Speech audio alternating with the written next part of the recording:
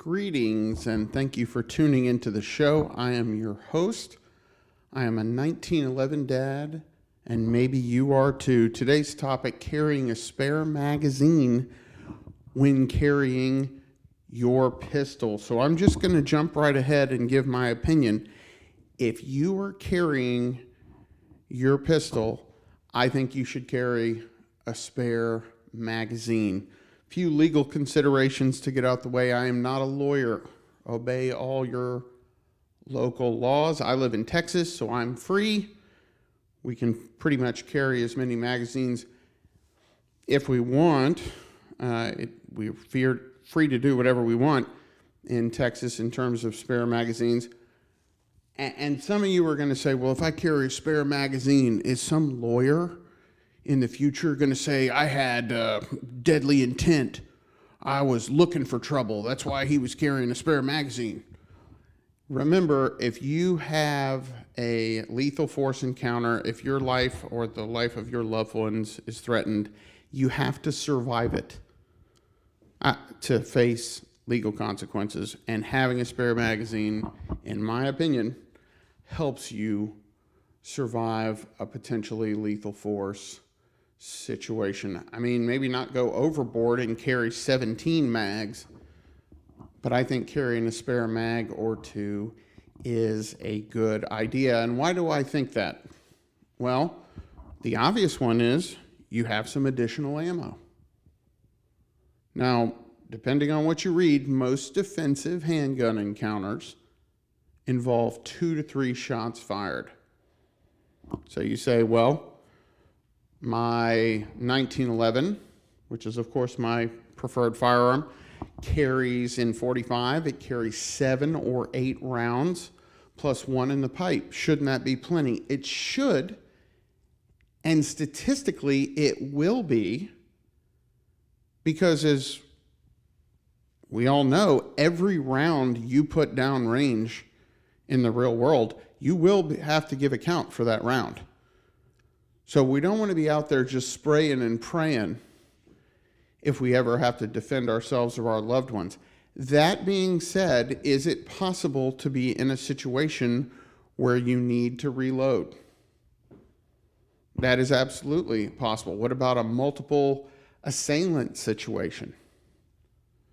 I mean, if I'm walking out of the Walmart and there's 3 or 4 with my daughter, and there's 3 or 4 dudes that are looking for someone to jack, some kid to grab, and they see my short, middle-aged, overweight self and go, we're going to hit this dude and grab his daughter, throw her in the car, and be gone.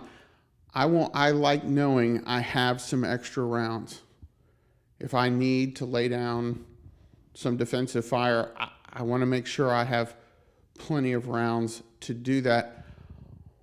Also, I'm never going to count shots. People are saying, well, I'll just count how many shots. Statistically, in defensive shootings, people are never able to count shots. I want to know I have extra ammo if I need it.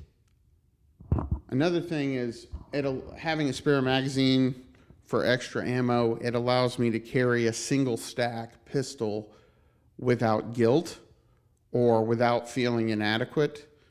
A lot of people listening to this are going to say, you should carry a Glock, you should carry a high-capacity magazine if you're allowed to, which, of course, in Texas we are. I don't like most double-stack pistols. And again, I'm a 1911 guy. Yes, it's lower on capacity, but I feel like it overcomes that one deficiency in a multitude of ways. It's easy to carry. The triggers are great. They're easy to shoot. They're very safe when holstering and unholstering, among many other advantages.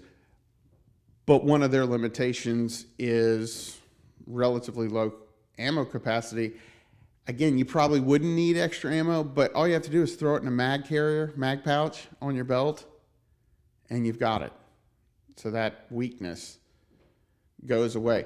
The second big reason, besides having more ammo, is second reason to carry an additional magazine is malfunctions. Magazines are probably the number one cause of failure If it's not magazines, it's ammo. And if you're listening to this, you probably carry, hopefully you're carrying with high quality name brand ammunition. So if you've got good ammo, the number one chance of a malfunction in most guns, and certainly in a 1911 that's been properly maintained, is the magazine. Well, do magazine failures ever happen? I've had 2. So I was shooting my M&P 2.0, M&P 9 at the range, great gun, but somehow the base plate failed and came off the gun. So I'm shooting, and then all of a sudden, the magazine explodes. I mean, the plate comes off, the extension comes off, the springs on the ground. This was a stock magazine. And now my gun is not only dry, but it's non-functional. I mean, the magazine's in pieces. To get the gun working again without a spare magazine, I'd have to reassemble, the combat reassemble of the magazine, and I don't want to do that. That mag fails, drop it, grab a new mag off my magazine pouch or out of my pocket. I had a Springfield GI style 45 ACP magazine. The bottom plate, which is like kind of tack welded, I think, it busted out. And then that magazine, and those are good magazines. I like those magazines. And we'll do a magazine review at some point. But those Springfield GI magazines, for the money, I think they're great. They're blued, they're pretty, they're functional, they're cheap. But I have had one. I've had many great ones, but the bottom plate failed unexpectedly. So that can happen. Yet another reason to carry a spare magazine, pistol malfunctions. Pistols do malfunction. Well, I carry a Glock. I shoot a Glock. Glocks don't malfunction. People that tell me their gun has never malfunctioned don't shoot their guns. Are Glocks very reliable? Yes. Are Beretta 92s very reliable? Yes. Are 1911s very reliable? I would say yes, if they're good ones and they're tuned up and maintained. But malfunctions happen. If you shoot enough, you will have a malfunction. And sometimes the easiest or best way to clear a malfunction is to drop the mag. What's an example of that? A double feed. So a double feed is really a failure to extract. So there's still a case in the barrel, and now the next round's trying to get in that opening, which is blocked. So how would I clear a double feed? Lock the slide back, rip the magazine out, because it's liable to be kind of stuck. Grab that spare mag, throw it in, and drop the slide. You're back in it. I mean, we all know Murphy's Law. If you need to defend your house, yourself, your loved ones, Murphy's Law says malfunction is going to happen when you need it most. So knowing how to clear malfunctions, and we'll do an episode, we'll do a show on clearing malfunctions, the most common in 1911s, and how to clear them. But if you have a double feed, you need a spare mag. And what are you going to do? You rip the mag out, and now you're going to pick it up off the ground and hope it's not the magazine. No, just pull a fresh one, drop the slide, and you're back in it. Okay, one other reason to carry a spare mag is it allows you to easily carry a different type of ammo. I'm a proponent of hollow point ammo in your carry gun. But there are times where you might want to carry a different type of ammo. You might want to carry full metal jacket. You might want to carry snake shot. It's if you're in that odd situation where you go, you know, I might want to have 2 different types of ammo, easy. Just pull the spare mag and load it. And finally, and this is kind of controversial, but I like a spare mag for topping off. If you're ever in a situation where you have to use your pistol, you've expended a bunch of rounds, but it hasn't run dry, and you there's a break in the action. You think the assailant is down, but you're not sure. You don't know how many rounds are left. I like the fact that you can drop the mag that's partially loaded and refill it with a fresh one, should you be in that situation. Unlikely, but a nice option. If you go, I'm not sure it's over, but I have a second, I'm going to reload. That's the easiest way to do it, is just drop the partial mag and put a full one in there. So how do you carry the spare mag? Spare pocket is easy. Obviously, weak hand front on shorts or jeans, that's going to be pretty easy. If you're a 1911 dad, cargo pants, a lot of pockets there.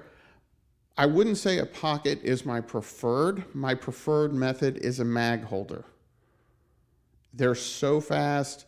You can get adjustable tension mag holders on Amazon for cheap, like $15 for a pair, that can be inside the waistband, outside the waistband, left side, right side.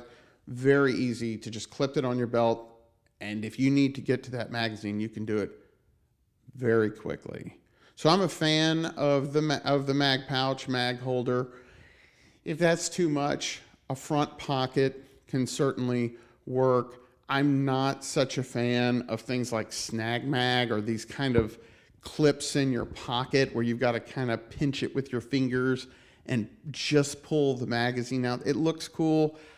I think under stress, your adrenaline's pumping, you've lost fine motor control.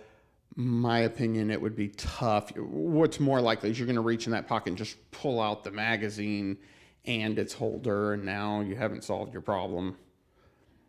So not a huge fan of those type clip it in your pocket magazine holders. Also off body, not a fan of, like a backpack. Well, I got a spare mag in my backpack. I've got a spare mag in my console. I'll guarantee if you ever need it, you're not going to want to dig through your backpack, or you'll be away from your vehicle. So keeping it with you is key. If you're listening to this podcast, you are probably a fan of Commando, the Arnold Schwarzenegger tour de force 80s action movie. I think we all remember when he said, "I've got to get my rifle from the shed." What did we learn as children when we watched that? A rifle in the shed is no rifle. I mean, you got to go get it. By the time he gets it, the bad guys have left with his daughter. Same thing with a spare magazine. It's in my backpack. It's in my nightstand drawer. It's in my truck. You're not going to go get it. A rifle in the shed is no rifle. A spare magazine carried off your person is not a spare magazine. Now, I've talked about, most of what I've said applies to double stack, single stack. For a 1911, it's very easy to carry a spare magazine. The magazines are not particularly tall. They're not wide. They're only one round wide. And so I think it's easier on a 1911 to carry a spare magazine because they're just smaller magazines. I mean, you can have a Glock 19 or a Glock 17 magazine with 15, 16, 17 rounds in it. It's heavy, it's bulky. So if we say carrying a spare magazine is required because of pistol malfunctions, capacity concerns, I really like I think a 1911 does that well because carrying a spare magazine isn't onerous. Kind of embarrassing, but I actually thought I'd lost my spare magazine and I went hunting for it all around town for an hour. It was in my pocket. Should have checked my pockets first. I thought I had put it somewhere else, but the spare magazine on a 1911 is so easily carried in a pocket that I didn't even know it was there.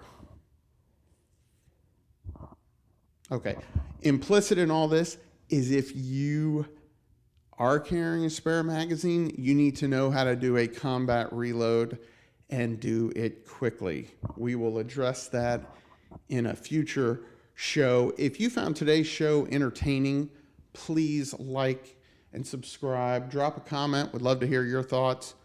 And we'll talk again soon. Thanks for listening.